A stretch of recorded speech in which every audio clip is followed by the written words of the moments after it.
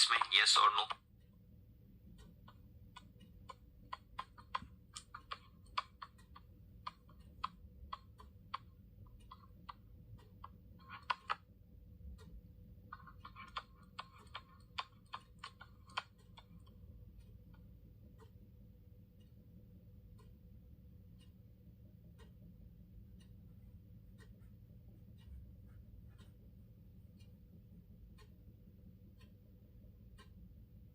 No, because 5 prime end को extend नहीं किया जा सकता. 5 prime end can not be extended, so answer would be no. Only 3 prime end है, उसको एक्सटेंड किया जा सकता है. चलो, वेरी गुड बच्चा, शाबाश.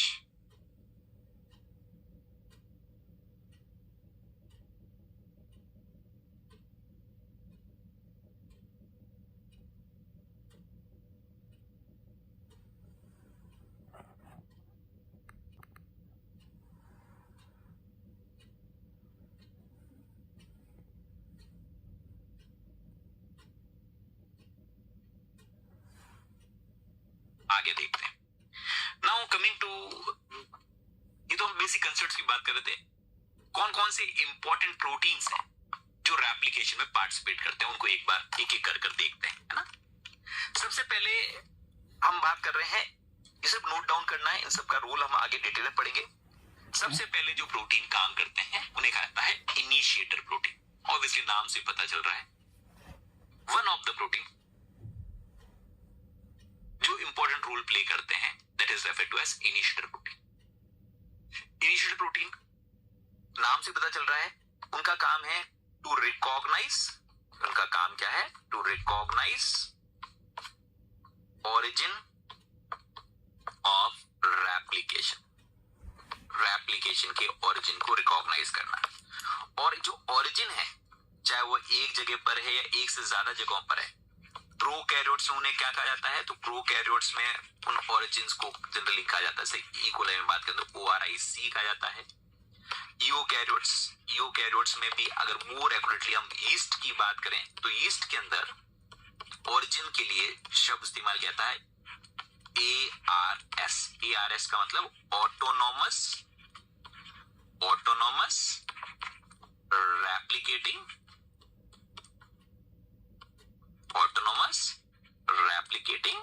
सीक्वेंस, जहां से रेप्लिकेशन स्टार्ट किया जा सकता है.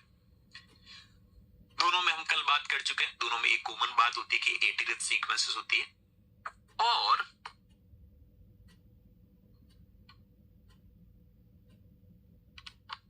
Yes, very good. इसको रिकॉग्नाइज करने का काम कौन करता है? तो दो प्रोटीन का नाम आप आराम से याद रख सकते हैं. इनको रिकॉग्नाइज करने का काम करता है DNA A प्रोटीन. बस सिर्फ इतना सा नाम याद रखो. कौन याद रखेगा? DNA A protein. किसके अंदर? प्रोकैरियोट्स में. ओरिजिन को रिकॉग्नाइज, इनिशियल प्रोटीन का नाम क्या है? DNA A प्रोटीन, जो ओरिजिन को आकर रिकॉग्नाइज करता है. तो यूकैरियोट्स में ये काम कौन करता है? तो उसका नाम है ओरिजिन रिकॉग्नाइजेशन कॉम्प्लेक्स, जो कि 6 सबयूनिट का बना होता है, जिसका नाम है ORC1, ORC2, ऐसे ORC6 तक. ठीक है. तो बस आपको क्या नोट डाउन करना है? प्रोकैरियोट्स में इनिशियल प्रोटीन का काम कौन करता है? तो प्रोकैरियोट्स में इनिशियल प्रोटीन का काम करता है बेसिकली DNA A प्रोटीन. और यूकैरियोट्स में कौन काम करता है? तो यूकैरियोट्स में यही काम करता है, पहचानने का काम करता है, that is referred to as origin recognition complex protein 1 to 6. ये किसको रिकॉग्नाइज करता है? ये रिकॉग्नाइज करता है ORIC को. ये किसको रिकॉग्नाइज करता है? तो ये रिकॉग्नाइज करता है ऑटोनॉमस रेप्लिकेटिंग सीक्वेंस को. बस स्लाइड में इसके अलावा मैं कुछ याद नहीं रखना. इनिशियल प्रोटीन का काम क्या है?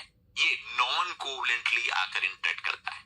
किसके साथ आकर इंटरेक्ट करता है? ये आकर इंटरेक्ट करता है ओरिजिन के साथ. ओरिजिन वाले पॉइंट के ऊपर ये आकर इंटरेक्ट करता है.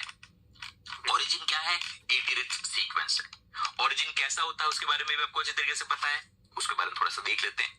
प्रोकैरियोटिक ओरिजिन को आराम से पहचाना जा सकता है. प्रोकैरियोटिक ओरिजिन है ना, हम किस जगह की बात कर रहे हैं दोस्तों? ये एक मान लें ई कोलाई, थोड़ा और ढंग से बना लेते हैं. चलो, ये ई कोलाई का क्रोमोसोम है. जिस जगह से रेप्लिकेशन स्टार्ट होता है उस जगह को ओरिजिन कहा जाता है, या ORIC कहा गया हमने, जहां से रेप्लिकेशन स्टार्ट होगा। ठीक है, जहां से रेप्लिकेशन स्टार्ट होगा, हम इस जगह की बात कर रहे हैं। इस जगह को जहां से रेप्लिकेशन स्टार्ट होता है उसे ORIC कहा जाता है। और इस सीक्वेंस को हम एनालाइज करें, ORIC वाली सीक्वेंस को हम एनालाइज करें तो हम क्या पाते हैं? प्रोकैरियोट्स में जो ORIC है वो लगभग 245 बेस पेयर की सीक्वेंस है। ई कोलाई के जीनोम में सिर्फ यही एक हिस्सा है जहां पर जीन नहीं है, बाकी सब जगह पर जीन्स है ना। सिर्फ ORIC को छोड़ दो, सिर्फ ये वाला एक इतना सा हिस्सा है जहां पर जीन्स नहीं है, बाकी सब जगह पर जीन्स ही जीन्स भरे हुए हैं। मतलब जीन्स का मतलब जहां से कोई कोई प्रोटीन बनेगा, यहाँ पर सब बाकी सारे सारे जीन्स ही जीन्स है, बस सिर्फ ORI को छोड़ दो। यहाँ पर क्या है, बाकी सब जगहों पर there are different genes which will code the proteins. यहाँ पर खूब सा बाकी सब जगहों पर जीन्स है और ये ORIC है। ORIC एक 80 रिच सीक्वेंस है, 245 बेस पेयर की सीक्वेंस है। और इस ORIC को अगर थोड़ा ध्यान से देखें तो यहाँ पर कुछ 80 रिच सीक्वेंस बार बार रिपीट होती है। कुछ 13 न्यूक्लियोटाइड की 80 रिच सीक्वेंस, जिसे 13 मर सीक्वेंस कहते हैं, वह 3 बार रिपीट होती है। और एक कोई 9 न्यूक्लियोटाइड की 80 रिच सीक्वेंस लगभग 5 बार रिपीट होती है। 1 2 3 4 और 5 बार रिपीट होती है। तो 13 मर 3 बार और 9 मर 5 बार। कई बार क्योंकि ये सीक्वेंस या एग्जैक्टली सीक्वेंस जैसी यहाँ पर है, वैसी सीक्वेंस वापस 80 रिच सीक्वेंस यहाँ पर है, वैसी वापस 80 रिच सीक्वेंस यहाँ पर है, वैसी 80 रिच सीक्वेंस यहाँ पर है, वैसी रिपीटेटिव सीक्वेंसेस यहाँ पर है। कई बार इन रिपीटेटिव सीक्वेंसेस के लिए एक टर्म इस्तेमाल की जाती है दोस्तों, refer to as repetitive sequences. जैसे यहाँ ओरिजिन में पाई जाती है, इनके लिए एक टर्म इस्तेमाल की जाती है, that is refer to as iterations. क्या टर्म इस्तेमाल की जाती है? इटेरॉन्स, रिपीटेटिव सीक्वेंसेस के लिए। तो हम कह सकते हैं दो प्रकार की इटेरॉन्स होती है, एक 13 न्यूक्लियोटाइड की जो 3 बार रिपीट है, और एक 9 न्यूक्लियोटाइड की सीक्वेंस जो 5 बार रिपीट है। दोनों ही 80 रिच है, दोनों ही 80 रिच है।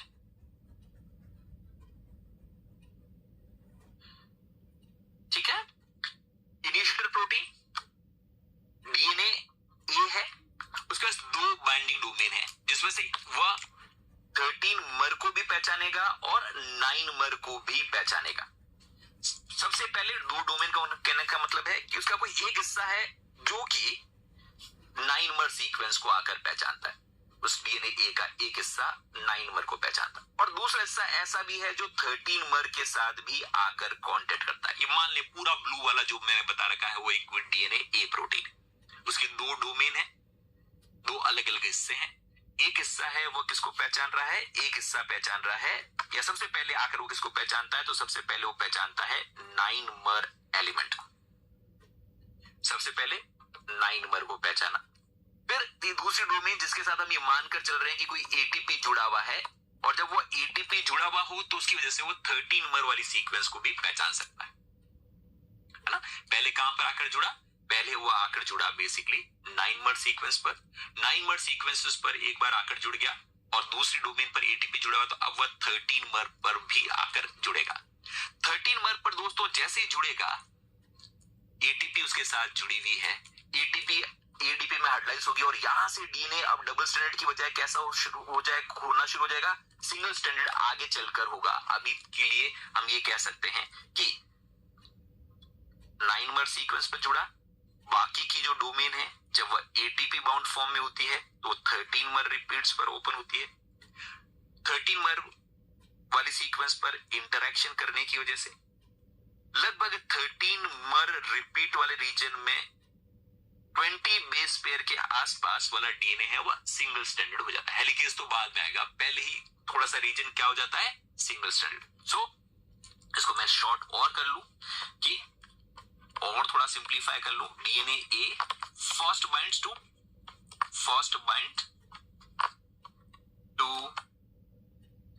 9 मर सीक्वेंस। ठीक है, फिर उसके बाद आप लिख सकते हैं अगली स्टेप में another domain of DNA A interact with 13-mer sequence in, हालांकि ये जो लिखा वो बात भी सही है, पर वापस लिखता हूं मेरी लैंग्वेज में, in ATP dependent manner, in ATP dependent manner to convert double stranded DNA into single stranded DNA. ठीक है, तो हमने किसका रोल पढ़ा है? हमने इनिशिएटर प्रोटीन का रोल पढ़ा है। ठीक है, और मैं आपको कई बार बता चुका हूं बच्चों कि ये जो नोट्स है वो सफिशिएंट है, आपको और किसी भी तरीके की रेफरेंस बुक्स पढ़ने की जरूरत नहीं है। हाँ, अगर किसी विशेष परिस्थिति में आपका कोई कंसेप्ट क्लियर नहीं हो रहा है तो आप किसी एडिशनल बुक का सहारा ले सकते हैं, आईएफएस की बुक्स का या किसी भी बुक्स का सहारा ले सकते हैं। हाँ, बिल्कुल डायग्राम बना सकते हो, डायग्राम बहुत सिंपल सही है, इसको मैं हटा दूं तो बहुत सिंपल सा है। और एक बात दोस्तों ध्यान रखिएगा, ज्यादा डायग्राम पर, ज्यादा बड़े नोट्स बनाने पर फोकस मत करिएगा, क्योंकि एग्जाम में ये नहीं आएगा कि draw a well labelled diagram of ORIC of E coli. ये तो आने से काम की बात क्या पता होना चाहिए। ओआरआईसी में 80 रिच सीक्वेंस रिपीटेटिव होती है, दो प्रकार की होती है, एक नॉन न्यूक्लियोटाइड की रिपीटेटिव सीक्वेंसेस जो कि लगभग 5 बार रिपीट होती है, और एक 13 न्यूक्लियोटाइड की सीक्वेंसेस जो लगभग 3 बार रिपीट होती है। इनिशियल प्रोटीन पहले आकर बाइंड होता है 9-mer सीक्वेंस पर, और जैसे यहां पर आकर बाइंड हुआ उसका एक दूसरा हाथ या दूसरी डोमेन 13-mer पर बाइंड होती है। 13-mer पर जैसे ही वो बाइंड होती है, एटीपी डिपेंडेंट मैनर पर 13-mer वाली सीक्वेंस से डीएनए जो डबल स्ट्रैंडेड है उसको किस फॉर्म में कन्वर्ट कर देती है? सिंगल स्ट्रैंड फॉर्म में। बस हाँ, बिल्कुल 13 साइड की तरफ से सिंगल स्ट्रैंड शुरुआत वहां से होगी। ठीक है, 9-mer से नहीं होगी। आगे हेलिकेज आएगा तब तो सब जगह पर हो जाएगी, पर अभी हेलिकेज नाम का कोई व्यक्ति, कोई प्रोटीन इन्वॉल्व नहीं हुआ। ठीक है, और ये एग्जैक्टली ये किसकी बात कर रहे हैं? ई कोलाई की, है ना। साल्मोनेला टाइफिमुरे में तो उसका ओरिजिन कुछ अलग होगा, बैसिलस सबटिलिस है तो उसका ओरिजिन कुछ अलग होगा। जो अभी हम बात कर रहे हैं किसके बारे में बात कर रहे हैं? मॉडल बैक्टीरियल सिस्टम के बारे में बात कर रहे हैं, ई कोलाई के बारे में बात कर रहे हैं।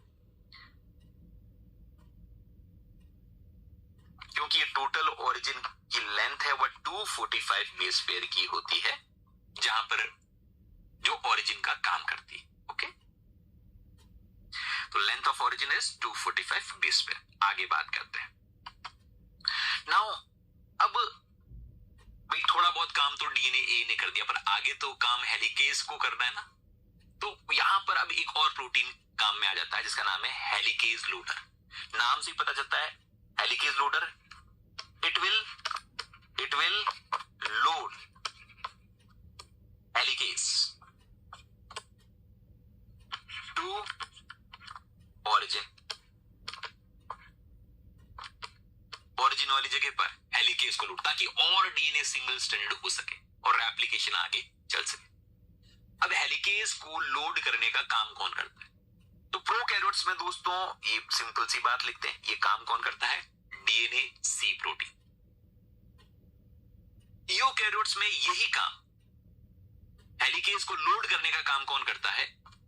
CDT1 and CDC6 protein. अब आगे हम पढ़ेंगे कि इन्हें लाइसेंसिंग फैक्टर भी कहा जाता है, कि लाइसेंस देते हैं हेलिकेज को कि आओ डीएनए को खोलना शुरू करो। इन्हें क्या कहा जाता है? लाइसेंसिंग फैक्टर भी यूकैरियोटिक सिस्टम में कहा जाता है। कौन? CDT1 and CDC6। ठीक है यहां तक बात? तो हेलिकेज लोडर का काम क्या है? हेलिकेज को लोड करना। तो अब हम हेलिकेज के बारे में बात कर लेते हैं। अब फाइनली तो हमने सबसे पहले कौन ओरिजिन वाली जगह पर सबसे पहले किसको लेकर आ गए? तो ओआरआईसी के ऊपर सबसे पहले ओआरआईसी पर एंट्री किसने मारी? तो ओआरआईसी के ऊपर सबसे पहले एंट्री मारी डीएनए ए ने। डीएनए ए के बाद एंट्री कौन मार रहा है? तो डीएनए ए के बाद इस जगह पर जहां डीएनए ए प्रोटीन बाउंड है वहां पर आ गया डीएनए सी। और डीएनए सी क्या है? Helicase loader. और एक बार डीएनए सी आ गया तो वो बुलावा भेज देगा एक हेलिकेज को भी और तीसरे नंबर पर अब हमारा आ जाएगा डीएनए बी, जो कि हेलिकेज का काम करेगा। प्रोकैरियोटिक सिस्टम में बात कर रहे हैं तो कौन आ गया? इनिशिएटर प्रोटीन आ गया जो शुरुआत में आया, उसके बाद हेलिकेज लोडर आ गया और अब हेलिकेज आने वाला है। तो ये वही वाली सीक्वेंस है, 13 मर सीक्वेंसेस भी है और यहाँ पर 9 मर सीक्वेंसेस भी है। उसको ज्यादा मैं डिटेल में यहाँ पर बात वापस नहीं कर रहा हूँ। ओआरआईसी पर सबसे पहले डीएनए ए प्रोटीन आया, फिर डीएनए सी, और डीएनए सी रिक्रूट करेगा डीएनए बी को। तो अब आते हैं हमारे हेलिकेज। तो अब डीएनए हेलिकेज का काम क्या है? हेलिकल स्ट्रक्चर को तोड़ना। तो हेलिकल स्ट्रक्चर जो डीएनए का है, डीएनए का जो हेलिकल स्ट्रक्चर है, उस हेलिकल स्ट्रक्चर को स्टेबलाइज कौन करता है? Hydrogen bond. तो हाइड्रोजन बॉन्ड को तोड़ने का काम करता है हेलिकेज, ताकि डबल स्ट्रैंडेड डीएनए किस में कन्वर्ट हो सके? सिंगल स्ट्रैंडेड फॉर्म में। सो डीएनए डुप्लेक्स को अनवाइंड करने का काम कौन करता है? हेलिकेज। हेलिकेज करता क्या है? तो हम कहें तो इट डिसरप्ट्स हाइड्रोजन बॉन्ड,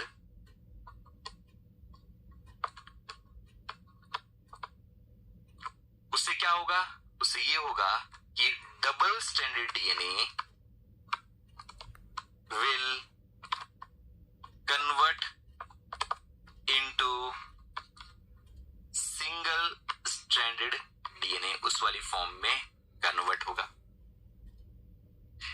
हेलिकेज को ऐसा करने के लिए एनर्जी कहां से चाहिए? तो एनर्जी आप देखेंगे वह चाहिए एटीपी के फॉर्म में।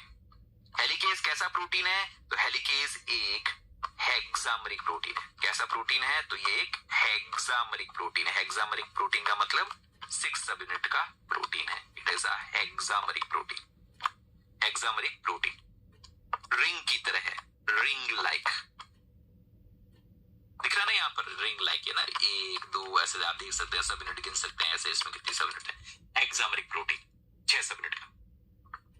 हेलिकेज का काम कौन करता है? तो ये लिख दीजिए, प्रोकैरियोट्स में हेलिकेज का काम करता है डीएनए बी प्रोटीन, और यूकैरियोट्स में हेलिकेज का काम करता है एमसीएम 227, यानी एक एमसीएम 2 वाली सब यूनिट है, एक एमसीएम 3, एक एमसीएम 4, एक एमसीएम 5, एक एमसीएम 6 और एक एमसीएम 7। इसलिए एमसीएम 227। एमसीएम का फुल फॉर्म क्या है उससे अभी कोई मतलब नहीं है, लेकिन फिर भी मिनी ईस्ट में इसको आइडेंटिफाई किया गया था, मिनी क्रोमोसोम मेंटेनेंस। भाई हेलिकेज का होना जरूरी है, अगर हेलिकेज नहीं तो क्रोमोसोम मेंटेन नहीं होंगे। तो मिनी क्रोमोसोम मेंटेनेंस से इसका नाम आया एमसीएम। क्रोमोसोम को मेंटेन करने के लिए हेलिकेज का होना जरूरी। यहां तक बात समझ में आई कि डीएनए को सबसे पहले इनिशिएटर प्रोटीन आया, फिर हेलिकेज लोडर आया। हेलिकेज लोडर का काम कौन करता है? डीएनए सी प्रोकैरियोट्स में। यूकैरियोट्स में कौन काम करेगा? CDC6 CDT1। फिर हेलिकेज को बुलावा भेजा जाएगा। हेलिकेज कौन है? तो हेलिकेज का काम करता है प्रोकैरियोट्स में डीएनए बी प्रोटीन, तो यूकैरियोट में काम कौन करता है? एमसीएम 227। ठीक है, यहां तक चले आगे। देखो हेलिकेज बेचारा यहाँ काम भी कर रहा है, जैसे आप जवाब नहीं दे रहे हो तब तक बेचारा वो बार बार कितनी बार उसने सिंगल स्ट्रैंड कर दिया यहाँ पर। अब यहाँ पर सिंगल स्ट्रैंड कर दिया तो कहीं ऐसा नहीं होगा वापस ये डबल स्ट्रैंड हो जाए। तो डबल स्ट्रैंड को रोकने के लिए यहाँ पर कुछ प्रोटीन आकर बैठ जाएंगे, अरे भाई डबल स्ट्रैंड मत हो जाना भगवान के लिए, है ना, इतनी मेहनत कर हम आगे बढ़ रहे हैं। चलो आगे बात करते हैं। तो अब हेलिकेज की पोलैरिटी की, हेलिकेज किस दिशा में आगे बढ़ता है, हेलिकेज की पोलैरिटी क्या होती है? तो दोस्तों हेलिकेज की पोलैरिटी क्या होगी वो इस बात पर निर्भर करता है कि वह, क्योंकि डीएनए 2 स्ट्रैंड का है, इन दोनों स्ट्रैंड में से हेलिकेज कौन से वाले स्ट्रैंड पर सवार हुआ है। हेलिकेज अगर 3 प्राइम टू 5 प्राइम स्ट्रैंड पर सवार हुआ है तो आप देख सकते हैं हेलिकेज खुद किस डायरेक्शन में मूव कर रहा है? It is moving in the direction of 3 prime to 5 prime. Prokaryotes में डीएनए बी हेलिकेज का काम करता है, ये माइग्रेट किस डायरेक्शन में करता है? 5 प्राइम टू 3 प्राइम डायरेक्शन में। किस डायरेक्शन में माइग्रेट कर रहा है? तो it is migrating in, helicase is migrating in a direction 5 prime to 3 prime. ठीक है, और 3 प्राइम टू 5 प्राइम यहाँ पर इससे कोई मतलब नहीं है, कंफ्यूजन मत करना आप। सो यहाँ पर एक लाइन लिख सकते हैं, when helicase use leading strand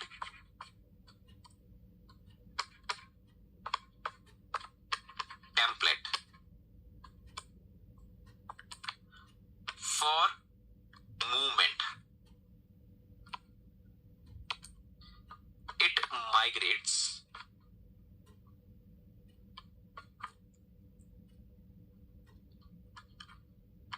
in direction of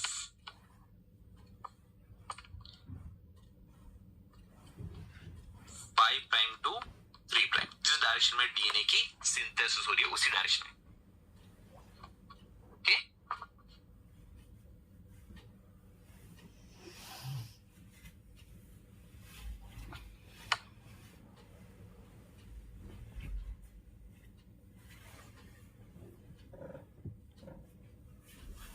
यहाँ पर थोड़ा सा डायग्रामेटिकली में थोड़ा सा गड़बड़ है। डायग्रामेशन में हेलिकेज के अंदर अच्छा लीडिंग स्ट्रैंड की तरफ माइग्रेट कर रहा है, तो थोड़ा सा करेक्ट कर लेना। ये वाला डायग्राम है वह यूकैरियोटिक सिस्टम का है। ये किसका बता रखा है हमने? यूकैरियोट का बता रखा है, इसलिए थोड़ा सा मिसमैच हो रहा है। और यहाँ पर वो बता रखा है प्रोकैरियोटिक सिस्टम का। ठीक है, ये प्रोकैरियोट्स का बता रखा है, थोड़ा सा करेक्ट कर लेना। मैंने थोड़ा सा वापस कर, when helicase use leading strand, तो वह खुद किस डायरेक्शन में मूव कर रहा है? तो हेलिकेज इस स्ट्रैंड पर ही मूव कर रहा है, और इस स्ट्रैंड का नाम क्या है आप आराम से देख सकते हैं, किस स्ट्रैंड पर मूव कर रहा है? लीडिंग स्ट्रैंड के टेम्पलेट की तरह काम कर रहा है। व्हेन इट देन इसकी हेलिकेज की खुद की मूवमेंट की डायरेक्शन क्या होगी? 3 प्राइम टू 5 प्राइम। इसलिए मैं इसको यहां से हटाकर यहां लिख देता हूं।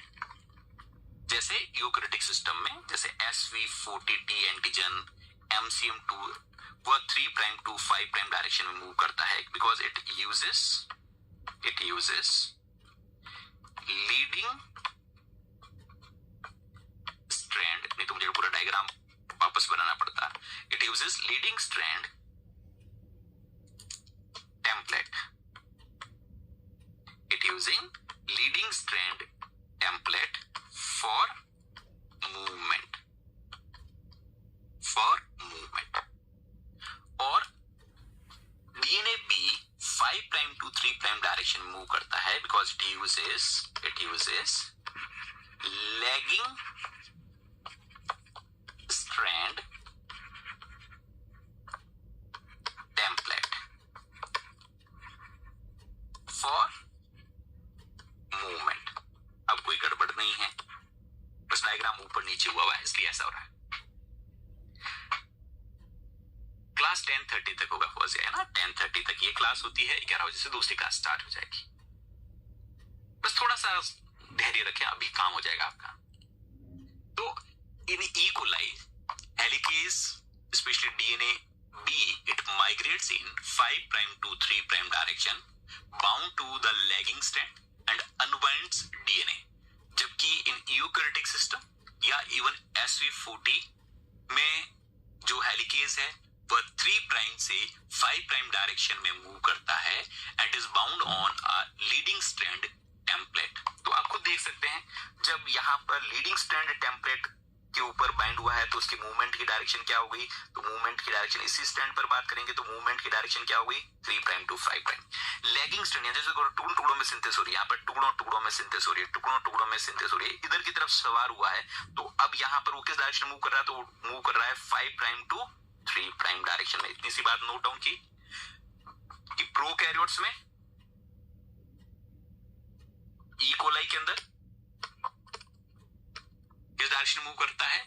5 प्राइम टू 3 प्राइम में। क्योंकि वह किस रोड पर सवार हुआ? वह उस स्ट्रैंड पर सवार हुआ जो टेम्पलेट की तरह काम कर रहा है लैगिंग स्ट्रैंड के लिए। तो यूकैरियोट्स के अंदर जो हेलिकेज है वह उस स्ट्रैंड पर सवार होकर आगे बढ़ता है, which is going to act as a template for leading strand। Helicase उस स्ट्रैंड पर मूव कर रहा है जो कि लीडिंग स्ट्रैंड के टेम्पलेट का काम कर रहा है, ऑब्वियसली वो 3 प्राइम टू 5 प्राइम वाला ही होना चाहिए, तभी वो लीडिंग स्ट्रैंड का काम कर सकता है। तो वहां पर उसकी मूवमेंट की डायरेक्शन होगी 3 prime to 5 prime. But prokaryotes में हेलिकेज की मूवमेंट की डायरेक्शन वही है जो कि डीएनए पॉलीमरेज की होती है। प्रोकैरियोट्स में हेलिकेज की डायरेक्शन मूव करता है 5 प्राइम से 3 प्राइम डायरेक्शन। ओके, चलो आगे बाकी दोनों पॉइंट नोट डाउन किया आपने कि प्रोकैरियोट्स में मूवमेंट की डायरेक्शन क्या है, यूकैरियोट्स के मूवमेंट की डायरेक्शन क्या है। ध्यान रखना ऊपर वाला डायग्राम यूकैरियोट्स के लिए बता रखा है और नीचे वाला डायग्राम है वो प्रोकैरियोट्स के लिए बता रखा है। ठीक है, चलें आगे। तो पोलैरिटी हो गई हेलिकेज की। नाउ हेलिकेज अपना काम कर रहा है, रेप्लिकेशन जब तक स्टार्ट नहीं हो जाता तब तक यहाँ पर डीएनए वो वापस डबल स्ट्रैंडेड नहीं होना चाहिए, तो कोई ना कोई प्रोटीन तो यहाँ पर आकर बाइंड हो जाना चाहिए। तो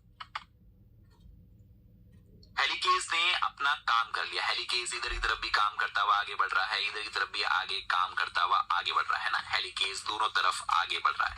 एक हेलिकेज मान लें इधर की तरफ आगे बढ़ रहा है, एक हेलिकेज इधर की तरफ काम करता हुआ आगे की तरफ बढ़ रहा है, यहाँ पर भी हेलिकेज काम कर रहा है, यहाँ पर भी हेलिकेज काम कर रहा है। डीएनए सिंगल स्ट्रैंड होता जा रहा है। अब रेप्लिकेशन स्टार्ट होने से पहले कहीं ऐसा तो नहीं कि वापस ये कोलैप्स हो जाए, इसको वापस रोकना जरूरी है।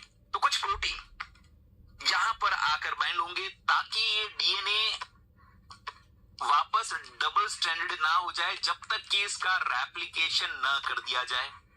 और इन प्रोटीन्स का नाम क्या है जो यहां पर आकर बाइंड हो गए तब तक, जब तक कि डीएनए रेप्लिकेट ना हो। Yes, very good. इन प्रोटीन को कहा जाता है SSB, that is single stranded binding protein. किसके अंदर? प्रोकैरियोट्स में। वापस में लिख देता हूं, इन प्रोटीन्स को प्रोकैरियोट्स में क्या कहा जाता है? प्रोकैरियोट्स में इन्हें कहा जाता है, प्रोकैरियोट्स में इन्हें कहा जाता है एसएसबी।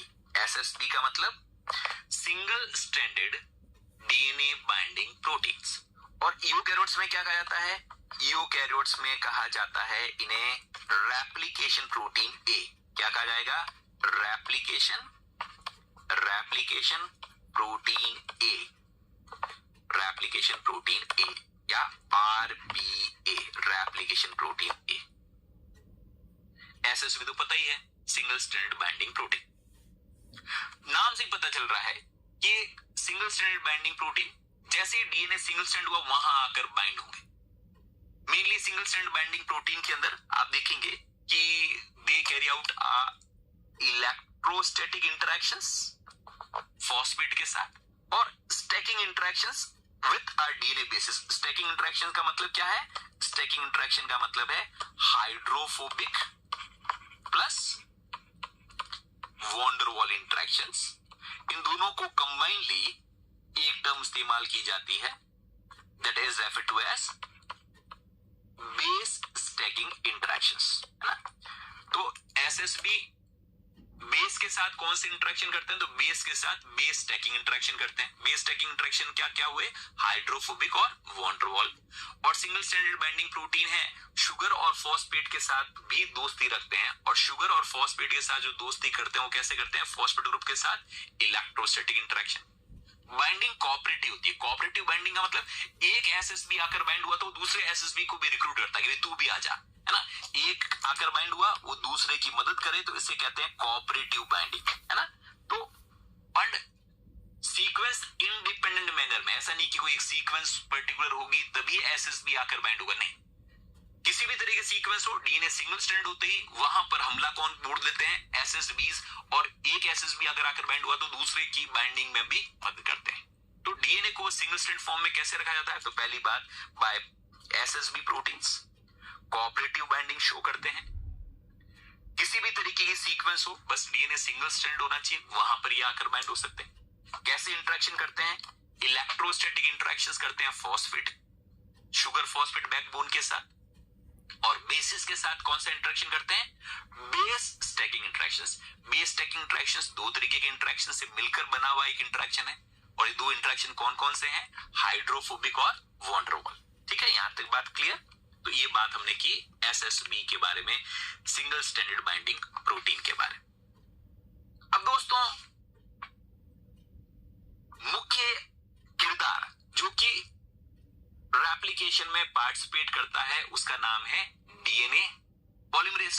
तो डीएनए पॉलीमरेज खूब तरीके के होते हैं, इस चार्ट को देखकर घबराने की जरूरत नहीं है, सारी चीजें हो जाएगी।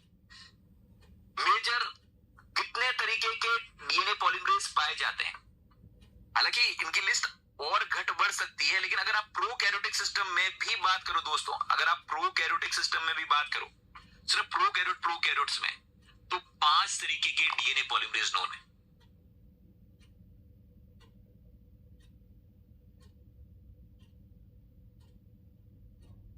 कौन कौन से? DNA polymerase 1, DNA polymerase 2, DNA polymerase 3, DNA polymerase 3 का ही होलो एंजाइम है, डीएनए पॉलीमरेज 4 और डीएनए पॉलीमरेज 5। प्रोकैरियोट्स में 5। कौन से? डीएनए पॉलीमरेज 1, 2, 3, 4 एंड 5, जिसमें से डीएनए पॉलीमरेज 1 एक सब यूनिट का है, डीएनए पॉलीमरेज 2 भी एक सब यूनिट का है, डीएनए पॉलीमरेज 3 कोर एंजाइम 3 सब यूनिट का है, और भी कई सारे प्रोटीन आकर उसके साथ जुड़ते हैं तो उसे होलो एंजाइम कहते हैं, तो 9 सब यूनिट का बना होता है। डीएनए पॉलीमरेज 4 1 यूनिट का है वापस, और डीएनए पॉलीमरेज 5 वापस 3 सब यूनिट का है, जिसमें से डीएनए पॉलीमरेज 1 आगे हम देखेंगे, it plays an important role in primer removal. देखेंगे भी, टेंशन लेने की जरूरत नहीं है। आरएनए प्राइमर को हटाने का काम कौन करेगा? पॉलीमरेज 1। डीएनए पॉलीमरेज 2 का रेप्लिकेशन में कोई रोल नहीं है, यानी 2nd, 4th और 5th इनका रेप्लिकेशन में डायरेक्ट रोल नहीं है, रिपेयर में रोल है। डीएनए पॉलीमरेज 3 मेनली क्रोमोसोम को रेप्लिकेशन करने का काम करता है। प्रोकैरियोट्स में मेजर जो डीएनए रेप्लिकेटिव डीएनए पॉलीमरेज है वह डीएनए पॉलीमरेज 3 है। हाँ, चार्ट बाद में बना लेना, चलिए ये बाद में नोट डाउन कर लेना, समराइज करने में मदद रहेगी। ये चार्ट बहुत काम का है, पर लास्ट में बनाना, अभी दिमाग लगाने की जरूरत नहीं है। यूकैरियोट्स में तो खूब सारे हैं, DNA polymerase alpha, beta, gamma, delta, epsilon, theta, sigma, lambda, micron, kappa, नीटा, आयोटा, रेवेल एटसेट्रा। 14 के आसपास नोन डीएनए पॉलीमरेज, डिफरेंट तरीके के डीएनए पॉलीमरेजेस है। तो लिस्ट काफी बड़ी है, अभी हमें इस लिस्ट से मतलब नहीं है ना। So there are large number of DNA polymerases in, अभी के लिए ऑलमोस्ट अराउंड 5 टाइप्स यहां पर देखने को मिल रहे हैं प्रोकैरियोट्स में, और लगभग मोर देन 14 टाइप्स आपको देखने को मिल रहे हैं यूकैरियोटिक सिस्टम में। अभी इतना सा रख लें, बस उससे ज्यादा हमें कुछ अभी याद रखने की जरूरत नहीं। इनमें से अगर कोई पूछे तो what are the total number of replicative DNA polymerase, ऐसे कितने डीएनए पॉलीमरेज है जो रेप्लिकेशन में पार्टिसिपेट करेंगे? अभी तो हम रेप्लिकेशन पढ़ रहे हैं, तो रेप्लिकेशन में पार्टिसिपेट करने वाले अगर कोई हमसे पूछे तो प्रोकैरियोट्स में 3 है, सॉरी प्रोकैरियोट्स में 2 ही हैं, 3 क्या, प्रोकैरियोट्स में 2 हैं जो रेप्लिकेशन में पार्टिसिपेट करते हैं। कौन कौन से? DNA polymerase 1st and 3rd, 2 ही है मुख्य किरदार।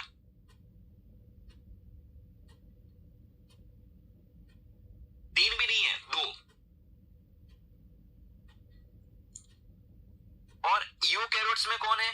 तो यूकैरियोट्स में बात करेंगे आप तो न्यूक्लियर रेप्लिकेशन में 3 है, न्यूक्लियर रेप्लिकेशन में 3 है, न्यूक्लियस में जो डीएनए उसको रेप्लिकेट करने के लिए 3 है। कौन कौन से? DNA polymerase alpha, delta and epsilon. तो ये तो आराम से याद रखा जा सकता है। और ऑर्गेनल रेप्लिकेशन का मतलब है, ऑर्गेनल रेप्लिकेशन से हमारा मतलब है माइटोकॉन्ड्रिया, क्लोरोप्लास्ट के लिए। तो ऑर्गेनल रेप्लिकेशन में सिर्फ एक ही डीएनए पॉलीमरेज है, that is DNA polymerase gamma. यानी माइटोकॉन्ड्रिया या क्लोरोप्लास्ट की बात करें, अगर हम माइटोकॉन्ड्रिया या क्लोरोप्लास्ट की अगर आप बात करें तो अब तो बहुत सिंपल हो गया है ना। चार्ट्स देखकर आप एक बार घबरा गए होंगे, पर अब तो शांति हुई कि प्रोकैरियोट्स में तो 2 ही डीएनए पॉलीमरेज के बारे में हमें पढ़ना है अभी के लिए, DNA polymerase 1 and DNA polymerase 3rd। और यूकैरियोट में भी बहुत ज्यादा नहीं पढ़ना है, DNA polymerase alpha, delta, epsilon और गामा।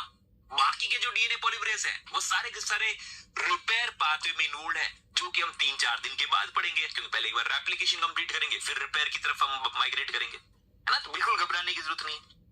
प्रोकैरियोट्स में डीएनए पॉलीमरेज 1 ये सबसे पहले ढूंढा गया था। इट वाज फर्स्ट पॉलीमरेज, इसलिए नाम 1 है, पॉलीमरेज आइडेंटिफाइड। और इसको किसने आइडेंटिफाई किया था पता है? कॉर्नबर्ग ने, इसलिए इसको कई बार कॉर्नबर्ग एंजाइम भी कहा जाता है। इसका नाम है कॉर्नबर्ग एंजाइम। क्या नाम है इसका? Kornberg enzyme. ठीक है। So it was first polymerase जिसको प्यूरिफाई किया गया, कैरेक्टराइज किया गया, इसलिए इसका नाम दिया 1। बाद में जो दूसरा आइडेंटिफाई होगा उसको 2 कहा गया होगा। बाद में तीसरी जो डिस्कवरी उसको 3 कहा गया। उसके बाद जो डिस्कवरी उसको 4 कहा गया। उसके बाद उसको 5 कहा गया। डीएनए पॉलीमरेज 1 है, तो इट इज कितनी सब यूनिट का बना हुआ है? तो ये सिंगल सब यूनिट का है, सिंगल सब यूनिट का है।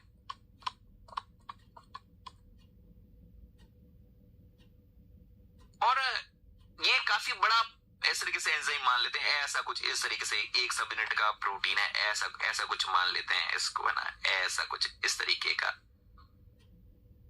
प्रोटीन। इसके पास जो बड़ा रीजन है, बड़े रीजन में 2 इंपॉर्टेंट तरीके की एक्टिविटीज है। कौन सी? एक तो 5 प्राइम 3 प्राइम पॉलीमरेज एक्टिविटी। क्या है? 5 प्राइम 3 प्राइम पॉलीमरेज एक्टिविटी, यानी रेप्लिकेशन कर सकता है। बहुत अच्छी बात है, रेप्लिकेशन कर सकता है। और इसी के पास अपनी गलती को सुधारने की कला भी है। इसके पास 3 prime to 5 prime exonuclease activity भी पाई जाती है, एक्सोन्यूक्लियस एक्टिविटी भी पाई जाती है, जिसे प्रूफ रीडिंग एक्टिविटी कहते हैं। जिसे क्या कहा जाता है? Proof reading activity. यानी कोई ये इस तरीके से टेम्पलेट है, टेम्पलेट के सामने न्यूक्लियोटाइड मान लें, ये हमारे पास टेम्पलेट स्ट्रैंड है, और टेम्पलेट स्ट्रैंड है तो उसको 3 प्राइम 5 प्राइम बताना पड़ेगा। और ये सिंथेसिस करता हुआ आगे इस तरीके से गाड़ी को आगे की तरफ बढ़ा सकता है। और जब ये इस तरीके से एक एक न्यूक्लियोटाइड को आगे की तरफ जोड़ रहा है तो हम करें ये 5 prime to 3 prime polymerization reaction कर रहा है। और यहाँ पर अगर कोई गलत न्यूक्लियोटाइड जुड़ गया तो इसको वापस हटा भी सकता है, और हटा सकता है तो हटाने वाली एक्टिविटी को हमने कहा कि प्रूफ रीडिंग एक्टिविटी। हटाने के बाद वापस सही न्यूक्लियोटाइड को जोड़ सकता है, इसमें वापस वो क्या कर रहा है? 5 prime to 3 prime polymerase activity. तो इस तरीके से आगे बढ़ रहा है, तब वो 5 प्राइम टू 3 प्राइम पॉलीमरेज कर रहा है, गलत न्यूक्लियोटाइड को यहां से हटा रहा है तो हम इसे प्रूफ रीडिंग एक्टिविटी कर रहे हैं। वापस नया न्यूक्लियोटाइड जोड़ रहा है और आगे बढ़ रहा है तो उसे हम पॉलीमरेज एक्टिविटी कर रहे हैं। तो एक बड़ा सा हिस्सा है इसका, उसमें 5 prime to 3 prime polymerase activity होती है और 3 prime to 5 prime exonuclease activity होती है, जिसकी वजह से अपनी गलती को सुधार सकता है। लास्ट वाला न्यूक्लियोटाइड अगर कोई गड़बड़ जुड़ गया है तो उसको ये हटा सकता है, उसे प्रूफ रीडिंग एक्टिविटी कहता है। किनारे से हटाना एक्सोन्यूक्लियस है ना, किनारे से। अगर बीच में से कोई कट कर रहा है तो उसे एंडोन्यूक्लियस कहा जाएगा बच्चे। और अगर सिर्फ किनारे वाले न्यूक्लियोटाइड को हटाया जाए, जो लास्ट में सबसे जुड़ा है उसको हटाया जाए, तो उसे कहा जाता है एक्सोन्यूक्लियस एक्टिविटी, है ना। तो जैसे मैं ये लिख रहा हूं, अनिल का नाम लिख रहा हूं ANIM, तो मुझे पता है मैंने गलत लिख दिया, मैं ऐसे कर रहा हूं, अनिल का नाम ऐसे नहीं लिखना चाहिए। तो मैं सिर्फ इसको पीछे से हटाऊंगा, एम को हटा दूंगा। तो मैंने इसको यहां से हटाया तो इसको क्या कहा गया? किनारे से क्योंकि हटाया इसलिए इसको क्या कहा गया? Exonuclease activity. फिर वापस में एल लिखूंगा। अब मुझे एक्सोन्यूक्लियस एक्टिविटी करने की जरूरत नहीं है और आगे की तरफ मैं बढ़ सकता हूं। ठीक है, तो किनारे से न्यूक्लियोटाइड को हटाना उसे एक्सोन्यूक्लियस एक्टिविटी कहा जाता है। ठीक है,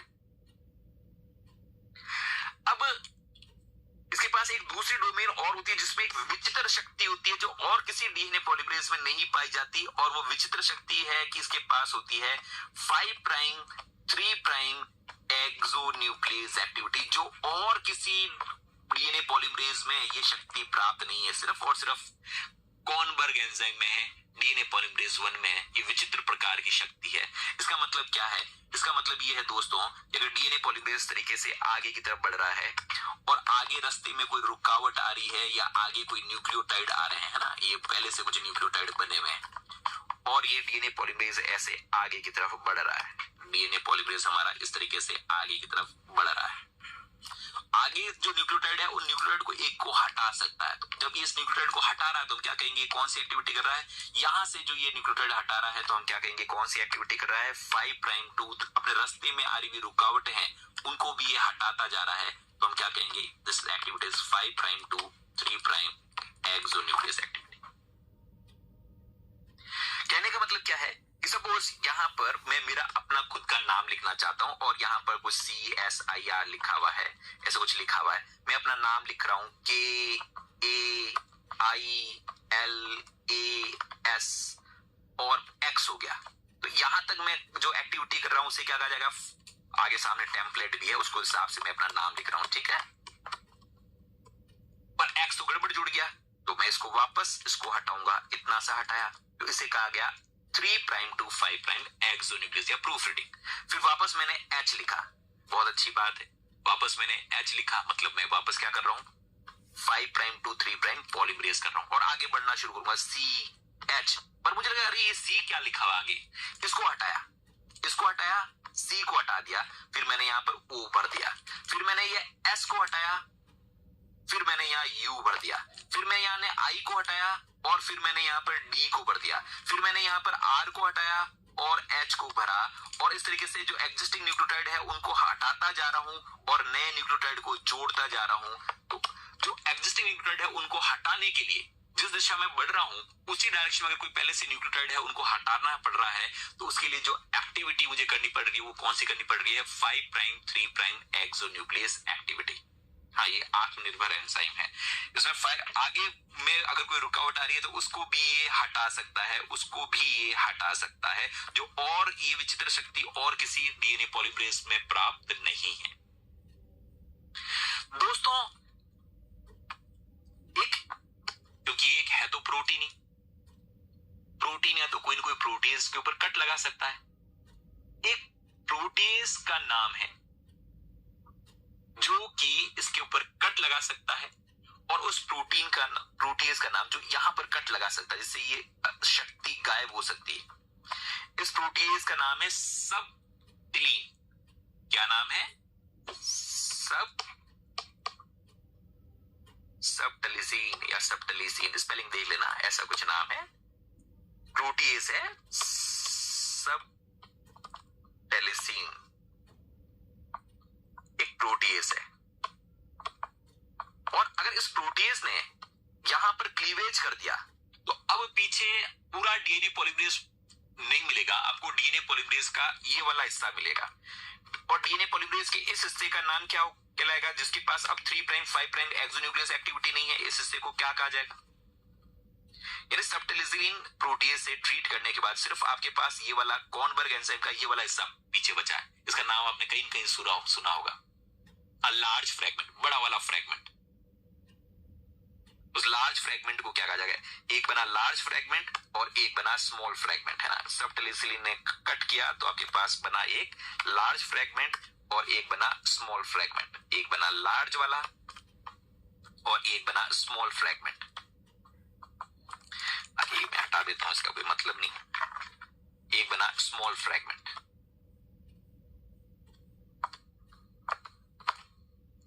यस, जो लार्ज फ्रेगमेंट बनता है इसे कहा जाता है क्लिनो फ्रेगमेंट। क्या कहा जाता है, क्लिनो फ्रेगमेंट।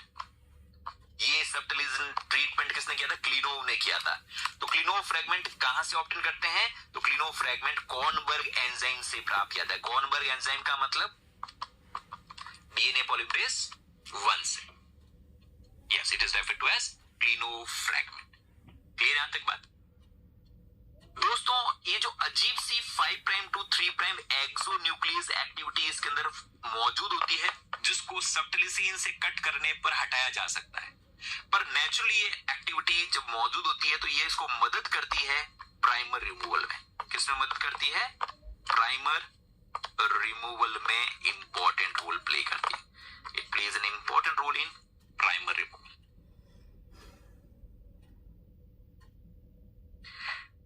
उसके अलावा हम देखेंगे कि ये 5 prime to 3 prime exonuclease activity ये एक और फिनोमेनन में काफी ज्यादा काम किया, उस फिनोमेनन का नाम है निक ट्रांसलेशन। और इस प्रक्रिया से ट्रांसलेशन वाले यहाँ प्रोटीन सिंथेसिस से कोई लेना देना नहीं है, निक ट्रांसलेशन प्रक्रिया हम आगे पढ़ेंगे। इससे क्या हो सकता है कि वी कैन मेक इससे हम क्या बनाते हैं, we can make probe. Probe बनाने के लिए एक टेक्निक इस्तेमाल की जाती है, that is called as nick translation. Simple सी बात है कि यहां पर आपने डीएनए में थोड़ा सा कट लगा दिया है ना, निक लगा दिया। निक लगाने के बाद यहां पर हमने डीएनए में क्या लगा दिया, निक लगा दिया। निक का मतलब होता है सिंगल स्ट्रैंड कट लगा दिया, ठीक है। तो सिंगल स्ट्रैंड कट आपको दिख रहा है, लगा दिया हमने। और सिंगल स्ट्रैंड कट लगाने के बाद यहां पर हमने भेज दिया डीएनए पॉलीमरेज 1 को। तो डीएनए पॉलीमरेज 1 क्या करेगा, इस जगह पर आएगा, यहां पर आकर एक एक न्यूक्लियोटाइड को उसको हटाना शुरू कर देगा, यहां से हटाना शुरू कर देगा, क्योंकि उसके पास मौजूद थी 5 prime to 3 prime exonuclease activity. और यहाँ नया न्यूक्लियोटाइड को जोड़ेगा। और नए न्यूक्लियोटाइड अगर हम बाहर से जो रेडियो एक्टिव दे रहे हैं वह दे रहे हैं, तो फिर यहाँ पर रेडियो एक्टिव वाले न्यूक्लियोटाइड जोड़ दिए जाएंगे। ये अब अपनी 5 प्राइम टू 3 प्राइम, तो और एग्जिस्टिंग न्यूक्लियोटाइड को हटा सकता है और उसकी जगह पर 5 prime to 3 prime radioactive nucleotide को जोड़ सकता है। और इस रेडियो एक्टिव न्यूक्लियोटाइड को आगे चलकर प्रोब की तरह इस्तेमाल किया जा सकता है। तो अभी तो सिर्फ एक बात याद रखी जा सकती है कि डीएनए पॉलीमरेज 1 की 5 प्राइम 3 प्राइम एक्सोन्यूक्लियस एक्टिविटी, इस शक्ति की वजह से दो इंपॉर्टेंट कार्य नेचुरली एक काम होता है, वह प्राइमर रिमूवल में, प्राइमर को हटाने में ये बहुत इंपॉर्टेंट रोल प्ले करता है। दूसरी, इस एक्टिविटी का इस्तेमाल 5 प्राइम 3 प्राइम एक्सोन्यूक्लियस एक्टिविटी का इस्तेमाल हम निक ट्रांसलेशन में कर सकते हैं, जिससे हम क्या बना सकते हैं, प्रोब्स बना सकते हैं, रेडियो लेबल प्रोब बना सकते हैं, जिसको हम चाहें तो कई जगहों पर इस्तेमाल करेंगे। हम बायोटेक्नोलॉजी में कई जगहों पर इस्तेमाल करेंगे, ठीक है। प्रोब क्या होता है, प्रोब कोई ऐसा जासूस जो किसी पर्टिकुलर जगह पर जाकर बाइंड हो जाए और वहां से हमें सिग्नल दे कि देखो मैंने उसको पकड़ लिया। वो प्रोटीन हो सकता है, डीएनए हो सकता है, आरएनए हो सकता है ना। प्रोब का मतलब काजल के पीछे किसी जासूस को, जो सिर्फ काजल को जाकर पहचाने, और जहां काजल है वहां से जिसने जासूसी करने के लिए भेजा है उसको लगातार सिग्नल देता रहे कि यहाँ है काजल, यहाँ है काजल, यहाँ है काजल, मैं काजल के साथ बाउंड हूं, तो उसे क्या कहा जाएगा, प्रोब। अब वो किसके लिए जासूसी करने का, अगर डीएनए की जासूसी करनी है तो डीएनए प्रोब होना चाहिए। आरएनए की जासूसी के लिए भी डीएनए या आरएनए प्रोब इस्तेमाल कर सकते हैं। प्रोटीन की जासूसी करवानी है तो उसके लिए एंटीबॉडी लेनी पड़ेगी या कोई ऐसा प्रोटीन लेना पड़ेगा जो प्रोटीन को पहचान सके, ठीक है। ओके, तो आज का सेशन हम यहीं पर कंप्लीट करेंगे। कल हम इससे आगे डीएनए पॉलीमरेज 3 के बारे में और बाकी की मशीनरी के बारे में पढ़ेंगे। उम्मीद करता हूं कि आपको सारी चीजें समझ में आई होगी।